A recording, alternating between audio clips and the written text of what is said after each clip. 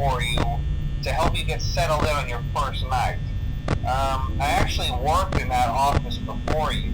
I'm finishing up my last week now, as a matter of fact, so I know it can be a bit overwhelming, but I'm here to tell you there's nothing to worry about. You'll be fine. So let's just focus on getting you through your first week, okay? Let's see. First, there's an introductory greeting from the company that I'm supposed to read. It's kind of a legal thing, you know. Welcome to Freddy Fazbear's Pizza, a magical place for kids and grown-ups alike, where fantasy and fun come to life. Fazbear Entertainment is not responsible for damage to property or person. Upon discovering that damage or death has occurred, a missing person report will be filed within 90 days or as soon as property and premises have been thoroughly cleaned and bleached and the carpets have been replaced. Blah, blah, blah. Now, that might sound bad, I know, but there's really nothing to worry about. The animatronic characters here do get a bit quirky at night, but do I blame them? No. If I were forced to sing those same stupid songs for 20 years and I never got a bath, I'd probably be a bit irritable at night too. So remember, these characters hold a special place in the hearts of children and we need to show them a little respect, right? Okay. So just be aware, the characters do tend to wander a bit. They're left in some kind of free roaming mode at night. Something about their servos locking up if they get turned off for too long. They used to be allowed to walk around during the day too, but then there was the bite of 87. Yeah, it's amazing that the human body can live without the frontal lobe, you know? Now, concerning your safety, the only real risk to you as a night watchman here, if any, is the fact that these characters, if they happen to see you after hours, probably won't recognize you as a person.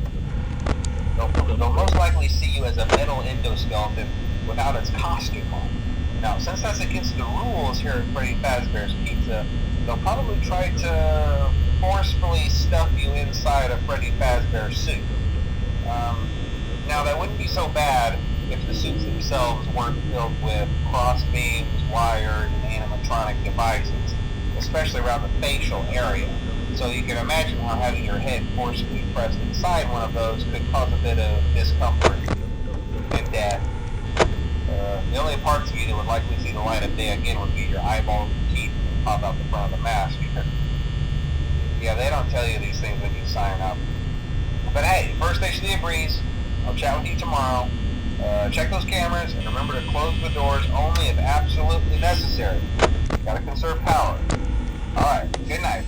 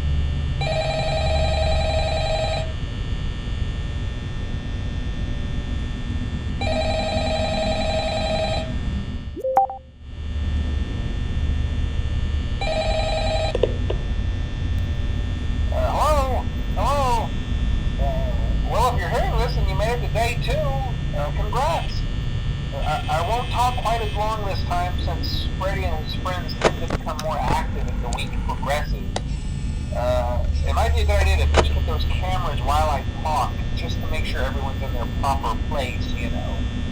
Interestingly enough, Freddy himself doesn't come off stage very often.